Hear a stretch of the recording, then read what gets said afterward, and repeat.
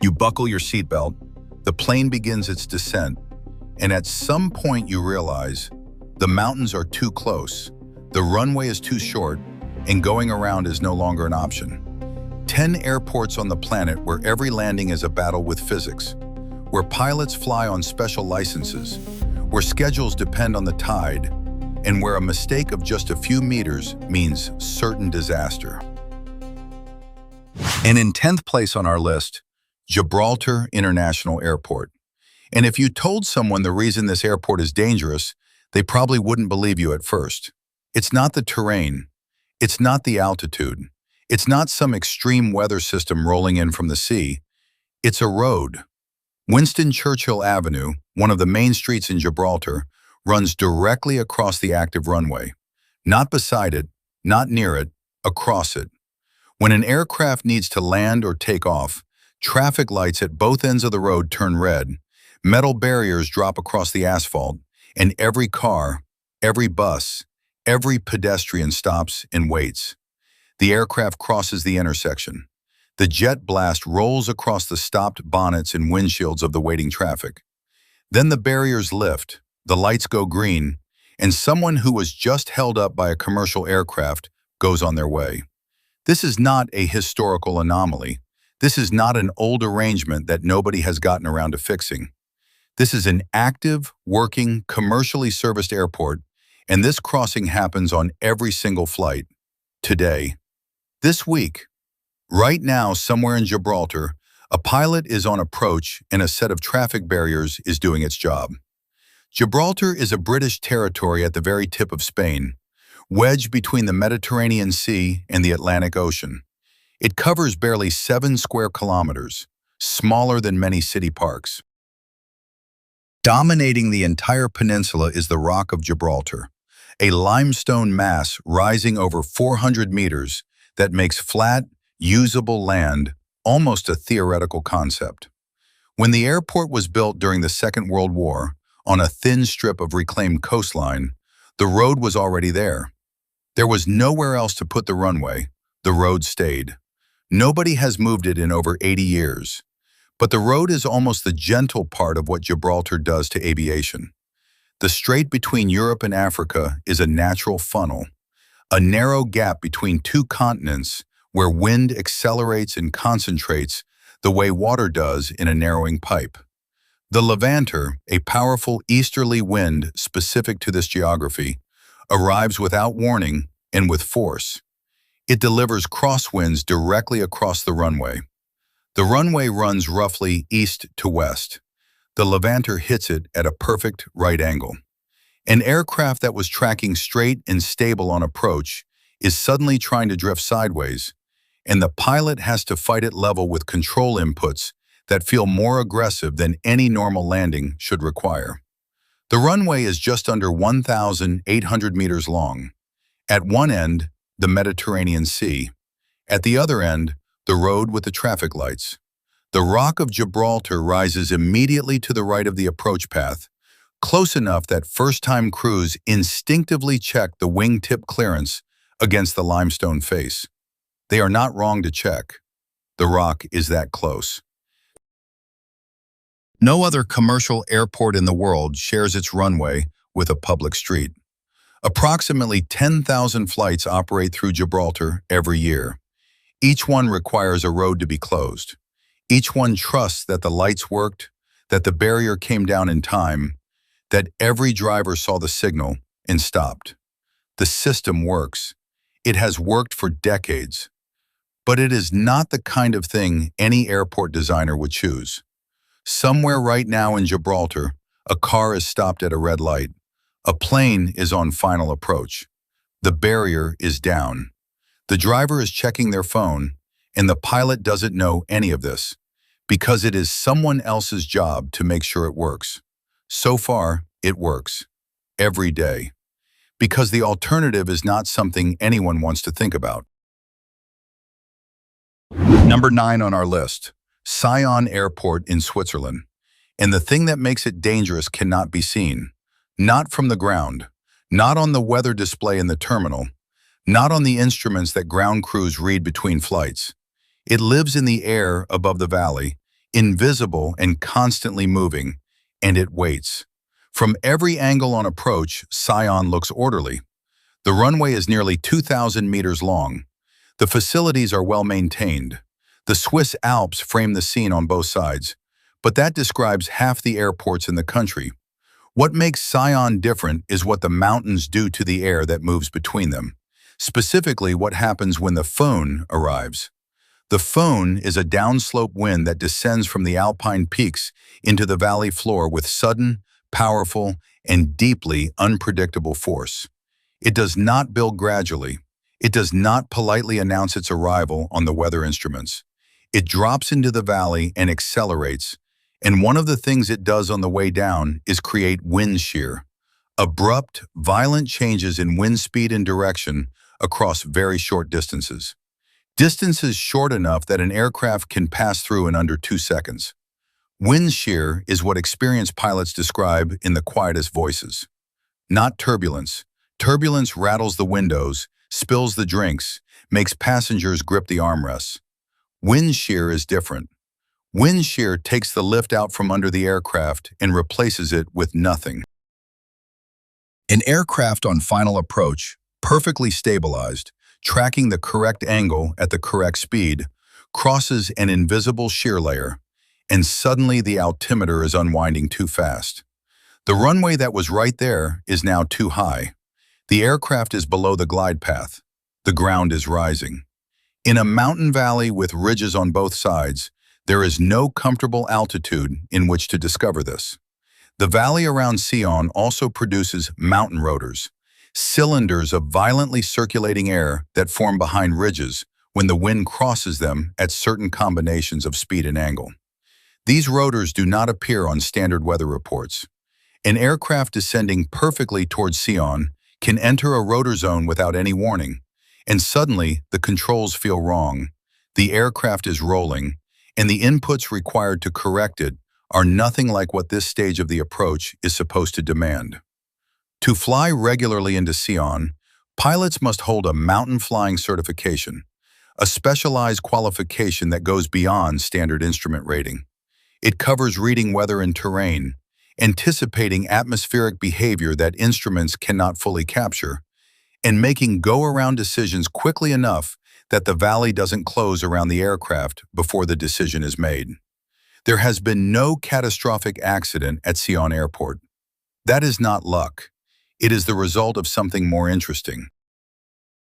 It is proof that the pilots who fly this valley have built a specific, almost instinctive judgment about when to push and when to turn back. Remove that judgment, replace those experienced pilots with anyone less attuned to these mountains, and the outcome changes immediately. Sion's clean safety record is a portrait of the people flying it, not the environment they fly through. The environment has not become less dangerous. The people have become very good at reading it. On a calm day with the Alps in clean morning light and the phone sleeping, Sion is the kind of approach that reminds you why people become pilots. The mountains are enormous and white, and the valley is perfectly framed, and the descent is smooth.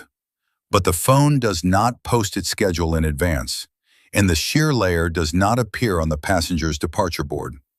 When experienced alpine pilots talk about Sion among themselves, they talk about it quietly, not from embarrassment, from the specific kind of respect you develop for a place that has shown you, through your own hands on the controls, exactly what it is capable of.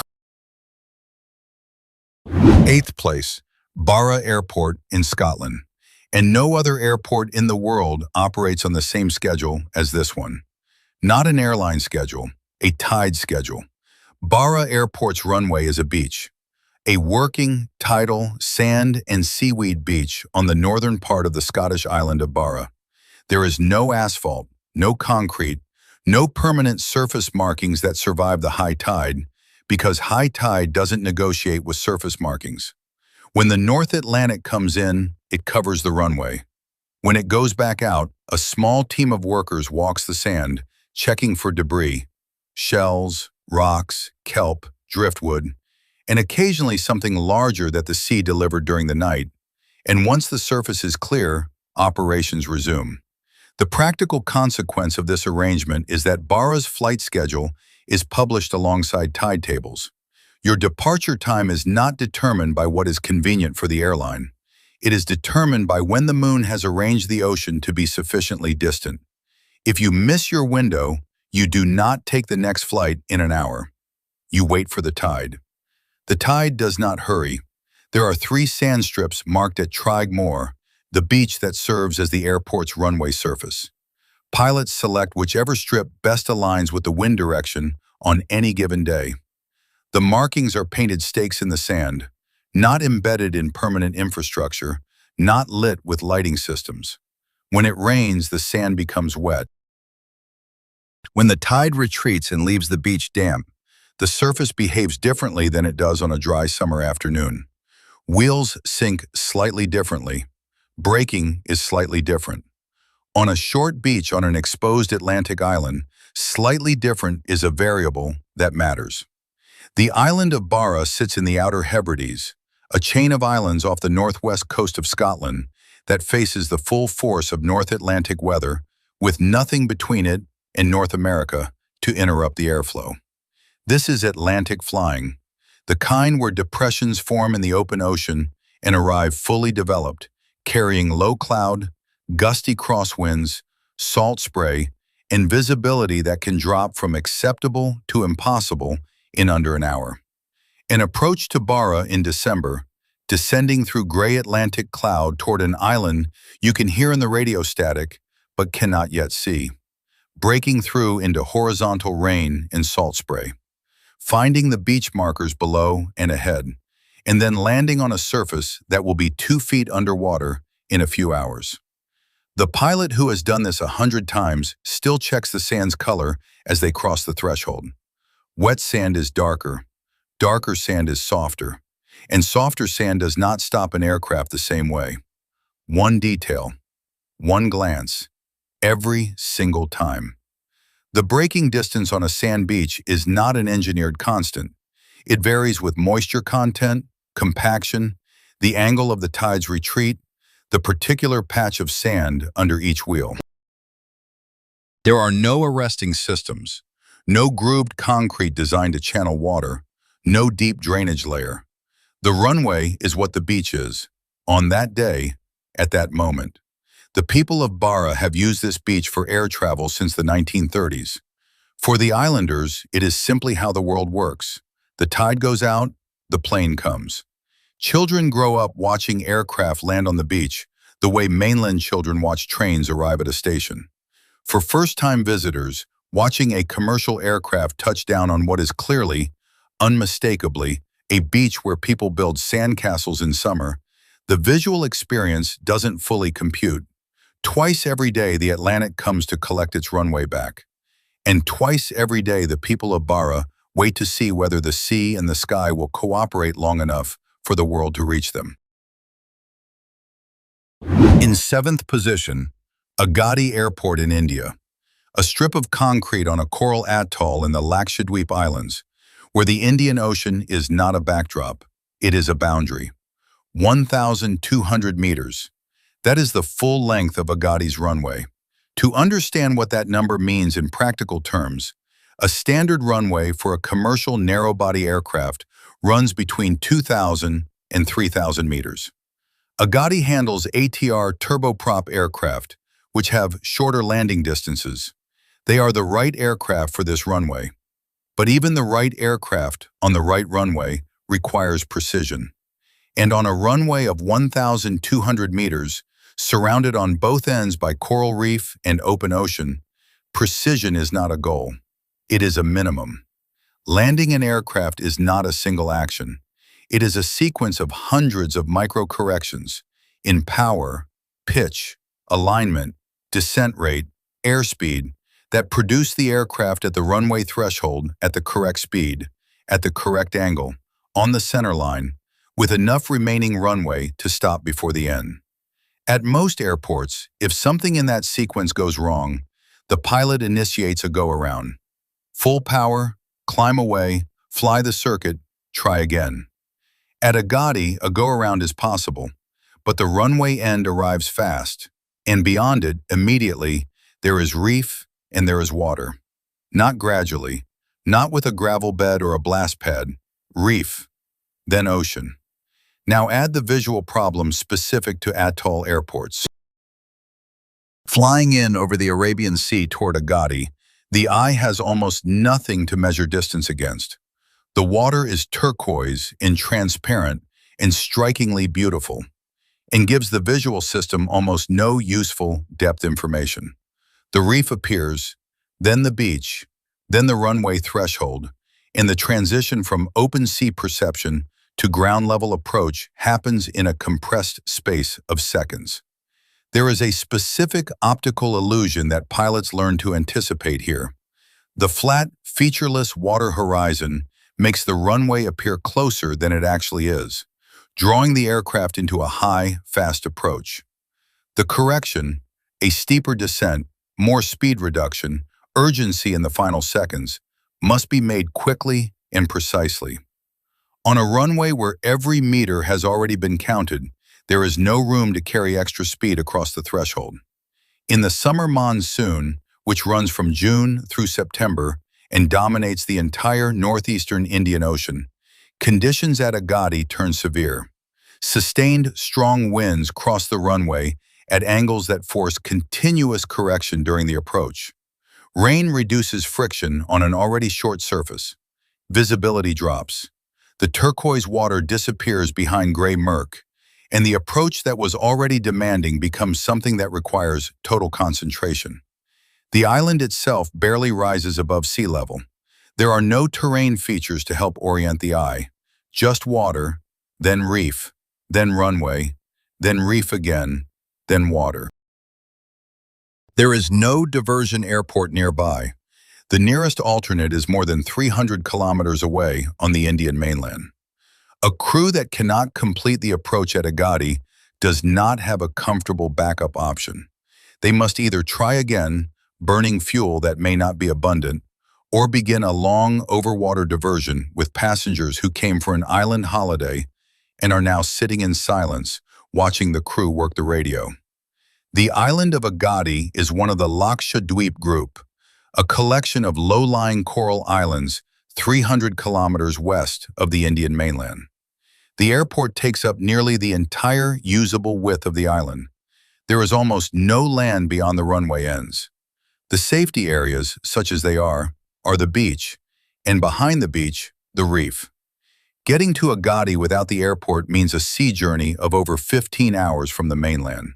For medical emergencies, for essential supplies, for the daily functioning of island life, the runway is the connection that keeps this community linked to the rest of the world.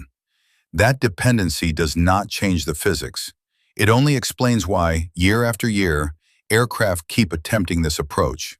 Because for the people who live here, the alternative is not an alternative at all. 1,200 meters, reef at both ends, ocean beyond that, and on the island, people waiting for the aircraft to land. 6th place, Madeira Airport in Portugal, officially named Cristiano Ronaldo International Airport. And this one looks wrong from the moment you see it, because part of the runway is not over land. The runway at Funchal extends over the Atlantic Ocean on a platform supported by 180 massive concrete columns. Half the runway sits on solid volcanic ground. The other half hangs over open water, with the Atlantic Ocean approximately 60 meters below the asphalt surface. Under the suspended section, a multi-story public car park and a walkway. Above it, aircraft weighing over 70 tons touching down at close to 250 kilometers per hour. This is not an accident of design. It was the solution. Madeira is a volcanic island that rises almost vertically from the ocean, with mountains running to nearly 2,000 meters, just a few kilometers from the coast. The original airport sat on a narrow coastal shelf, with a runway barely long enough for the aircraft of earlier eras. The approach was crosswind dominated, the runway was short, and the accident record over the decades reflected these facts clearly. Aircraft overran. Aircraft came down short on approach. The reputation was established, and it was deserved. The extension was completed in the early 2000s.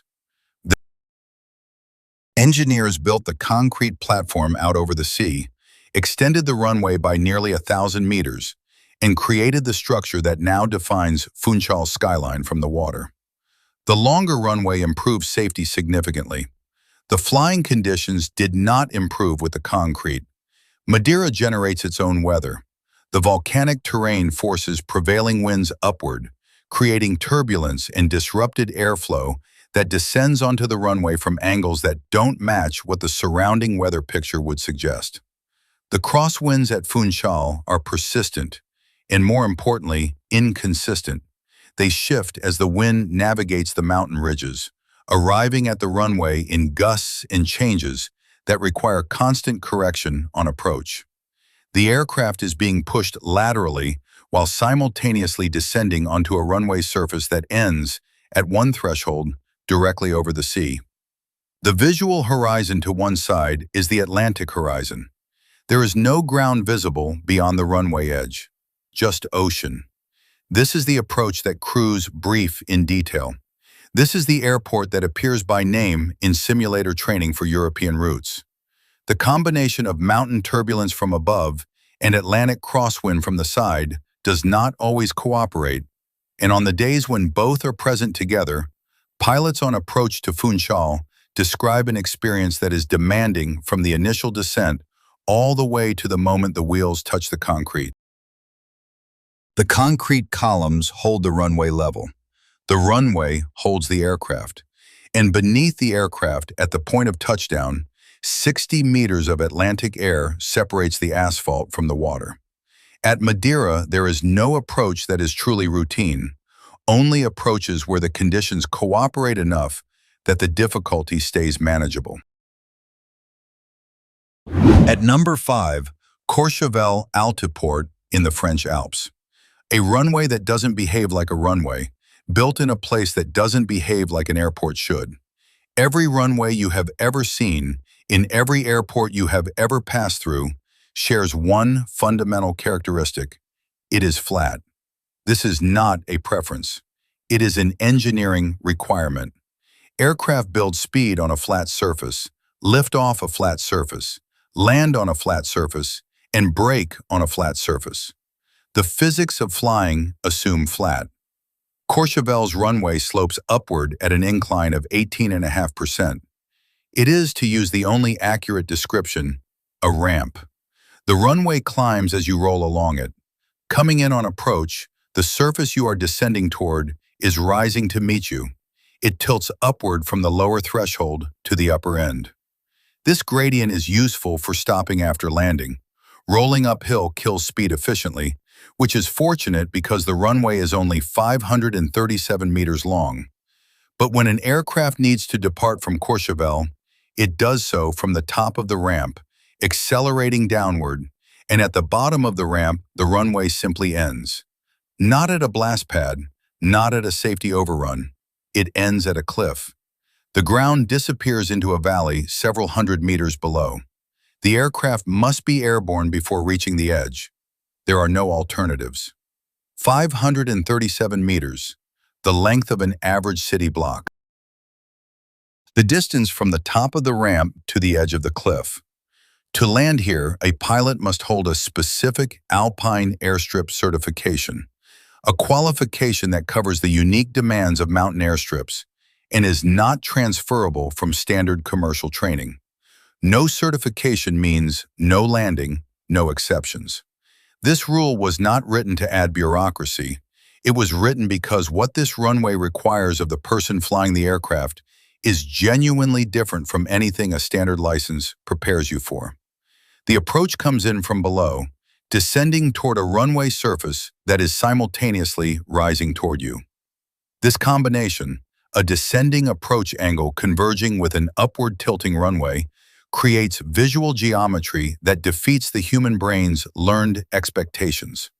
A pilot's visual system has been trained over thousands of hours to read a runway at approach angle.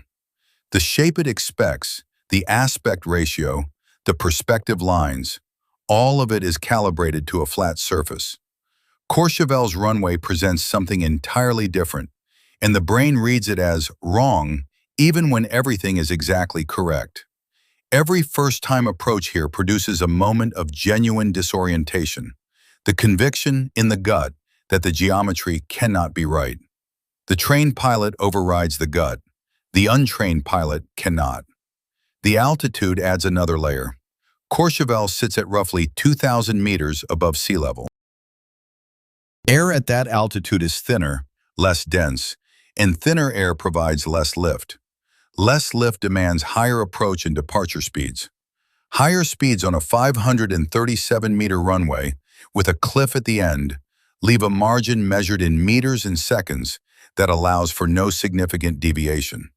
The briefing before every approach to Courchevel includes explicit discussion of the escape maneuver if the approach goes wrong, because going around here is not a routine circuit and try again procedure. It is a specific terrain-constrained maneuver that must be briefed, memorized, and executed precisely. This airport serves one of the most exclusive ski resorts on Earth. Private jets, wealthy passengers, champagne at the chalet. The juxtaposition of absolute luxury and the most technically brutal airstrip environment in the Alps is complete and unironic.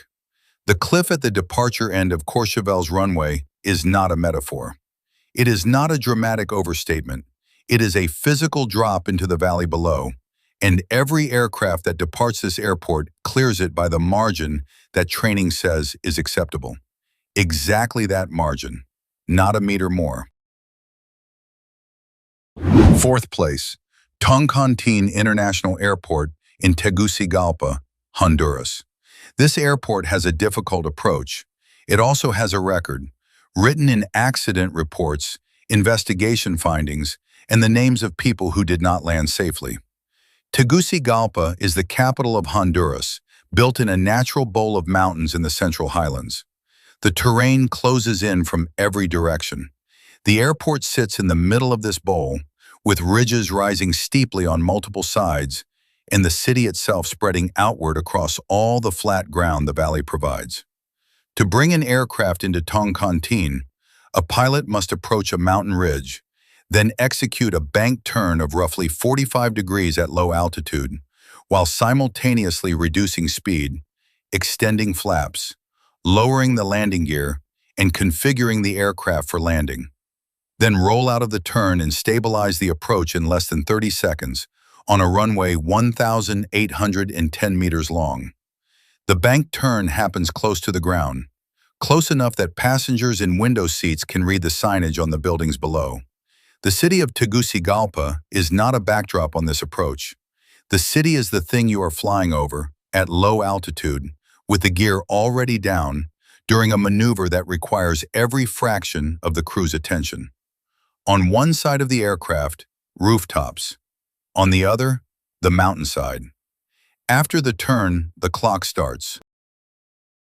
From the completion of the bank to the runway threshold, the crew has a window of under 30 seconds to ensure the aircraft is stabilized, the correct speed, the correct descent rate, the wings level, the power set, the alignment on the center line. Any significant deviation from these parameters leaves no time for correction. The runway threshold arrives whether the approach is stabilized or not. In May of 2008, Ataka Airlines Boeing 737 overran the runway at Toncontín. The aircraft left the end of the runway at speed, struck a wall, crossed a road, and came to rest in a suburb of the city. 5 people died, 2 of them on the ground, outside the aircraft, on a street that borders an international airport. Dozens more were injured. The investigation documented contributing factors in the crew's management of the approach. It also documented plainly the environment those crew members were operating in. The bank turn at low altitude, the brief stabilization window, the short runway, the residential neighborhood at both ends. Before 2008, the airport had accumulated other incidents, aircraft that overran in previous years, approaches aborted because something in the final turn was not right, diversions to other airports by crews who looked at the weather, the wind, the geometry, and decided that today was not the day. Those decisions don't appear in accident statistics. They are the decisions that explain why the accident statistics aren't longer. Wide-body aircraft are not permitted to operate at Toncontin. Some airlines that once served Tegucigalpa with larger jets have quietly shifted routes, reduced frequency, or discontinued operations entirely. No press release explains this. The operational decision communicates the reasoning clearly enough. What makes Toncontin particularly stark is that it serves a national capital, not a remote outpost, not a specialist strip for adventure travelers. The main international gateway to a country of over 10 million people, handling scheduled commercial service every day in an environment that has repeatedly demonstrated what happens when the margin runs out. The mountains around Tegucigalpa are not going anywhere. The city is not going to clear space to extend the runway. Every aircraft that lands at Toncontin flies through that turn, with the city below and the clock running, and has 30 seconds to be exactly where it needs to be. 30 seconds. Every time. Third place, Tenzing Hillary Airport in Lukla, Nepal, named after the two men who first reached the summit of Everest, because this airport is the only way to reach the world that surrounds Everest's lower slopes. And it may be the most unforgiving short-field operation that commercial aviation has ever made routine. The geography first, stated without softening, the airport sits at 2,860 meters above sea level, carved into the side of a Himalayan mountain on a ledge of flat ground so narrow it is almost entirely occupied by the runway. The runway is 527 meters long. At the upper end of the runway, a stone retaining wall, and behind it the mountain continuing upward. The wall does not yield. At the lower end of the runway, the ground ends. A cliff drops away into the Dud Koshi Gorge, hundreds of meters straight down, and below the cliff is the river. Between the wall and the gorge, 527 meters of asphalt. A go-around, the fundamental safety procedure of commercial aviation, the escape route that makes nearly every other difficult approach manageable, is technically possible at Lukla. Theoretically possible, but the valley geometry, the surrounding ridges, the rate of climb required to clear the terrain, and the minimum speed at altitude all combine to make a late go-around here an extremely demanding maneuver that must be initiated well before the runway or it cannot be safely completed. Once the aircraft is fully committed on short final, once the flare has begun, there is no going around. You land, you brake, you stop before the wall or before the gorge, or you don't stop at all. The approach is entirely visual. There is no instrument landing system at Lukla, no electronic signal guiding the aircraft down a precise glide path through cloud or darkness. Pilots navigate the Dud Koshi Valley by looking at it, reading the terrain, identifying landmarks, judging their position and angle relative to the runway using their eyes and their spatial memory of the valley's shape. The minimum weather for operations at Lukla is a visual minimum, a specific ceiling and visibility below which the airport cannot receive aircraft. When cloud drops below that threshold, the airport closes. There is no instrument backup. The valley either shows itself or it doesn't. This creates a daily pattern around Lukla operations that anyone who has waited for a flight there understands immediately. The valleys of the Khumbu region are clearest in the early morning, before the thermal heating of the terrain builds cloud through the day. By early afternoon on many days, cloud has filled the valley approaches and flying becomes impossible. The operational window is a few hours in the morning, sometimes less. Pilots and passengers arrive before dawn and watch the peaks. In 2008, a Yeti Airlines Twin Otter on approach to Lukla struck terrain near the runway and caught fire. 18 people died. The volume of traffic through Lukla is significant. This airport is the single point of entry for an enormous trekking industry and for all the logistics that supply the villages and expeditions of the Khumbu Valley. The narrow runway handles a level of operations that its design was never fully prepared for. The Nepali pilots who fly this route regularly develop a kind of knowledge that is not available in any training manual. They know the specific shape of cloud that means the valley is about to close. They know which wind from which direction signals deteriorating conditions. They carry the approach not as a chart procedure, but as a physical landscape in 3 dimensions. The exact visual picture at each turning point, the specific look of the gorge from above as the runway appears below. This knowledge is operational. It is what keeps the success rate as high as it is. But knowledge is not immunity, and the stone wall at the upper end of Lukla's runway has no interest in experience. Tens of thousands of people fly into Lukla every year on the way to Everest Base Camp. They train for months. They buy gear designed for extreme altitude. They prepare their bodies and minds for the physical demands of the Himalaya. The most dangerous minutes of their entire journey may be the 12-minute approach to Lukla, and almost none of them know it. Second place, Kathmandu Tribhuvan International Airport. And it is worth pausing over the fact that Nepal has placed 2 airports on this list. That is not a coincidence. It is a country shaped entirely by the Himalayas, and the Himalayas do not build gentle environments for aviation. Kathmandu sits in a valley at 1,338 meters of elevation.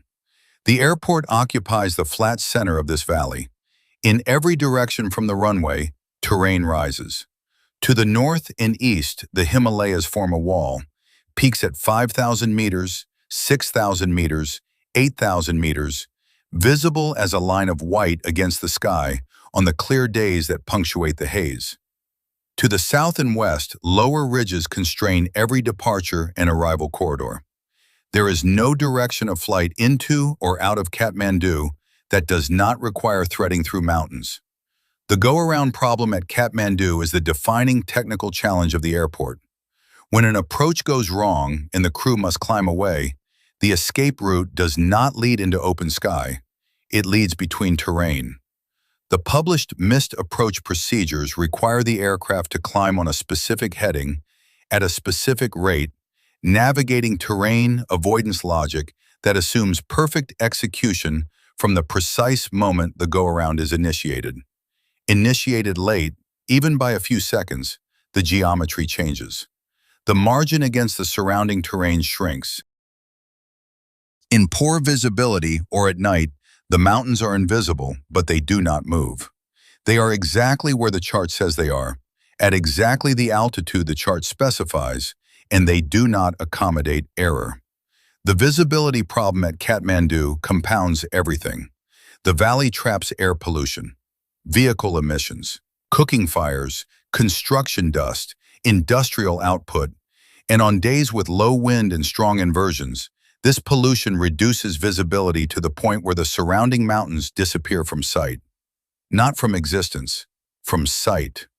An aircraft on final approach in thick valley haze is navigating by instruments toward a runway embedded in terrain that cannot be seen. The terrain avoidance systems aboard modern aircraft detect the surrounding mountains and provide warnings. But terrain avoidance systems are a backup, not a substitute for knowing where you are in relation to the ground. This combination, demanding terrain in every direction, go-around procedures that thread mountain ridges, persistent valley haze, and a high volume of international traffic, has produced an accident record spanning 3 decades and involving aircraft from aviation authorities around the world. In 2015, a Turkish Airlines cargo aircraft impacted terrain while on approach to Tribhuvan Airport in foggy conditions. In 2018, a U.S. Bangla Airlines Bombardier aircraft crashed on approach, killing 51 of the 71 people on board. In 2023, a Yeti Airlines ATR-72 went down shortly before reaching the runway threshold, killing 68 people, the worst aviation accident in Nepal in over 30 years. Each investigation produced its own specific technical findings. Each accident happened in the same valley, at the same airport, in the same terrain environment, where the margins between a normal landing and a catastrophic one are consistently the smallest of any major international hub. Tribhuvan International handles millions of passengers per year. It is the main gateway to Nepal, the first and last airport for every trekker, mountaineer, and visitor who travels through this country. It operates scheduled service from airlines across Asia, Europe, and the Middle East. It is fully certified, professionally staffed, and equipped with modern navigation aids. And it is surrounded by the Himalayas in every direction, with escape routes that demand precision that most airports in the world never ask for. The peaks around Kathmandu have been there for millions of years. They predate the city, the airport, the aircraft, and the concept of an approach procedure. They are ancient beyond any human scale of time, and they will be there after the last flight ever lands. Every crew that descends into the Kathmandu Valley understands, beneath all the technical language of clearances and procedures and instrument readings, that this is an environment that does not make allowances. It is magnificent. It is also, for every aircraft that enters it, completely unforgiving. And at the very top of this list, first place, Paro Airport in Bhutan. This one is different from everything that came before it, not because the runway is the shortest, not because the surrounding terrain is the highest, not because the weather is the most extreme, though it ranks dangerously in all of those categories. Paro is different because of a single number, 8. There are 8 pilots in the world certified to land at Paro Airport. 8. Out of hundreds of thousands of commercial pilots holding valid licenses and flying passengers today.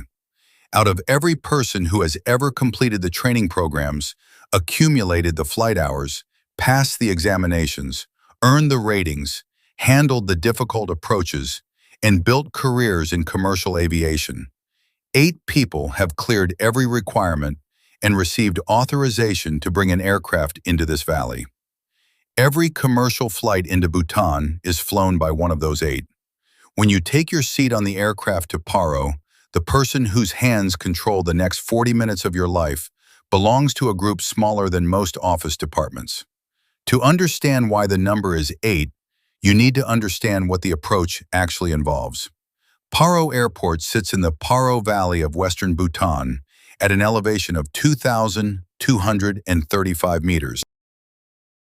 It is surrounded by mountains, Chomalhari, and the associated ridges of the Bhutan Himalaya, rising to 5,000 meters and beyond in nearly every direction. These peaks form walls around the airport on 3 sides. There is no straight-line approach into Paro. There is no instrument landing system. There is no electronic glide path broadcasting the correct descent angle to the aircraft's receivers. The entire approach, from the mountain ridges to the runway, is flown by hand and by eye, using what the pilot can see and what the pilot has memorized. The approach path winds through the valleys. The aircraft descends, turns, descends further, turns again.